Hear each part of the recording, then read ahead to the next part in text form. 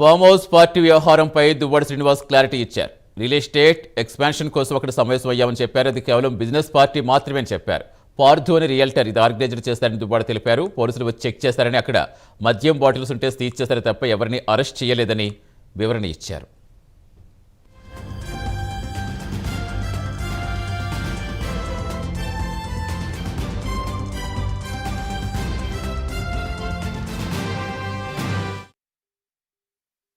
నిన్నటి జరిగినటువంటి ఒక రియల్ ఎస్టేట్ టీం అంతరం కూర్చొని రియల్ ఎస్టేట్ ఎక్స్పాన్షన్ కోసం మాట్లాడే దానిలో జరిగినటువంటి సమావేశం. ఆ సమావేశంలో పార్థు అన్నటువంటి ఒక రియాల్టర్ ఇదంతా ఆర్గనైజ్ చేశారు.